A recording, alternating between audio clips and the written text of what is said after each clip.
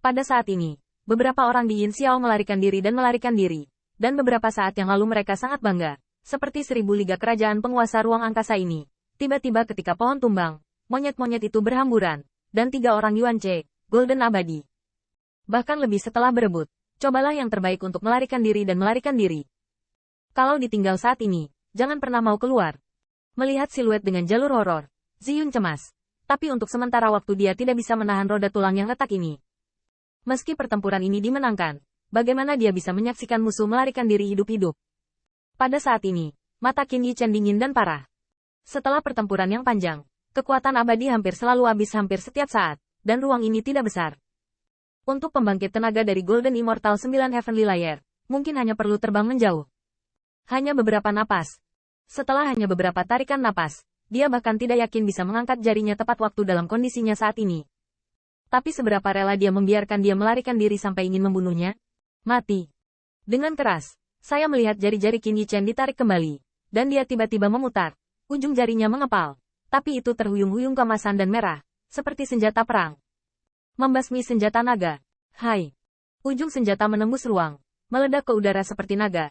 Cahaya tombak keluar dari tangan, dan tendangan voli ditusuk, dan kecepatannya ekstrim. Dan ketika hati Yuan Ce hancur, senjata perang darah naga berubah menjadi naga tur merah kemasan, dan sisik naga tersebar di seluruh mata. Tidak baik. Di depan cahaya tajam dan tombak ini, Xiong Lai dan mereka berdua masih berani berbicara tentang kebenaran seperti apa. Bahkan Yin Xiao ragu-ragu. Jika dia menghentikan tembakannya, bahkan jika dia tidak mati, itu akan tertunda. Pada saat itu, perburuan saudara yang mengerikan dari kekuatan pertempuran tidak akan dikatakan. Cewek enggak mungkin gak ada ide. Itu hanya saat ragu-ragu, dan ketika Yuan Ce melihat ke belakang, di mata yang ngeri itu, cahaya tombak naga dengan cepat memperbesar, sampai menusuk hatinya. Cahaya tombak menembus dari belakang hatinya, dan langsung menembus dada Yuan Ce. Dampak terburu nafsu prajurit darah naga langsung mengenai Yuan Ce Fei dan keluar dari tirai cahaya. Di luar tirai cahaya adalah reruntuhan peninggalan Dewa Shen Wuji. Siluet mereka yang tersembunyi dalam kegelapan masih tercengang oleh gelombang sebelumnya yang membuat ruang berguncang.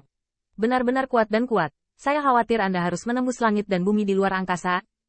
Kapan Yin Xiao akan mendapatkan tangan ini? Cukup tersembunyi. Tapi ada keributan besar. Anak yang mengeluarkan 1000 Royal League. Aku khawatir aku tidak bisa mati lagi. Selama debat, saya melihat tirai tipis tiba-tiba muncul. Siluet itu berkilat. Diam-diam berpikir, terkejut, bagaimana ini bisa lolos? Apakah ini tidak mati? Namun, setelah terkejut, saya melihat beberapa siluet dengan mata yang tajam.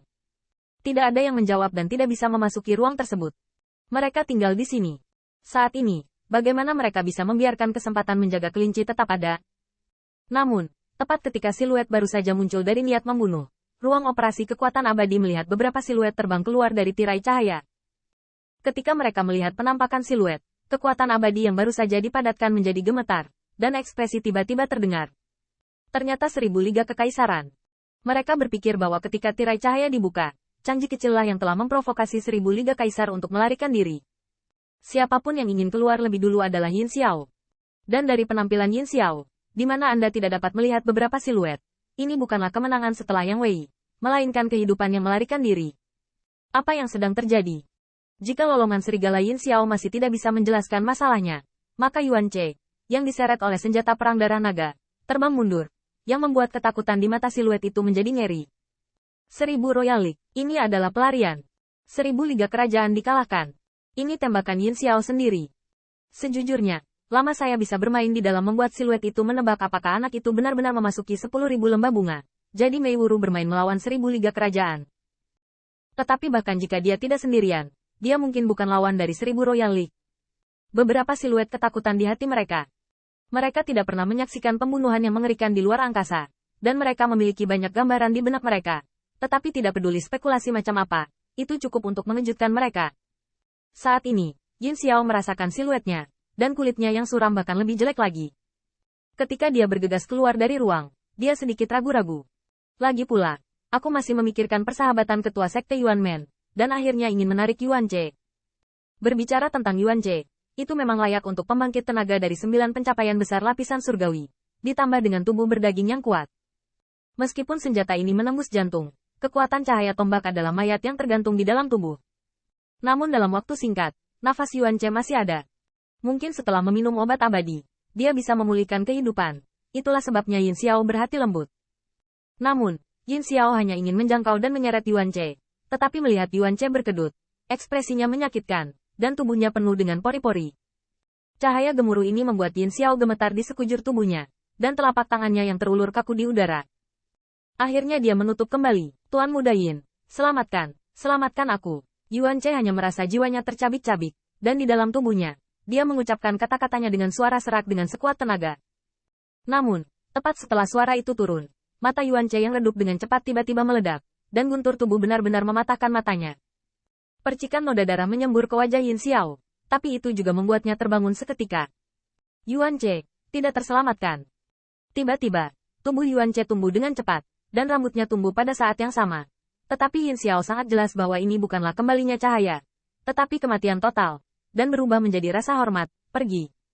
Yin Xiao menggertakkan giginya dengan keras, dan Tewei masuk ke dalam tubuh. Dewa abadi tidak bisa menahannya. Xiong Lai sedikit ragu, roda tulang yang retak masih, itu objek membagi. Namun, saat ini, Yin Xiao masih peduli dengan benda suci itu. Ketika dia melihat siluet muncul dari tirai tipis, dia langsung berteriak, jika kamu ingin mati, kamu bisa mendapatkannya. Ketika kata-kata itu berakhir, Yin Xiao naik ke langit, dan sebelum orang-orang yang bersembunyi di kegelapan tidak memahami situasinya, segera pergi dari sini. Adapun 3 liga kerajaan Yuan Che yang berada di bawah kepemimpinan 3 orang, banyak Golden Immortal. Di mana Yin Xiao peduli dengan hidup mereka? Bahkan Yin Xiao tidak sabar menunggu orang-orang Qin Yi Chen 2 menunjuk ayah mereka, jadi itu bisa tertunda sejenak. So. 2 siluet ganas keluar. Itu adalah Qin Yi Chen dan Ziyun. Melihat aliran perak yang terbang ke langit yang jauh, dapatkah Ziyun menyerah? Kekuatan abadi melonjak, bila gigi sederhana terbang keluar, dan berubah menjadi pedang Lingling. Saya melihat kilatan perak di langit, dan sepertinya ada darah yang jatuh lagi. Qin Yi Chen memikirkannya. Gigi sederhana itu terbang ke belakang, merobek lukanya semakin parah. Mengerikan. Jika bukan karena tisu, pedang ini akan membunuhnya.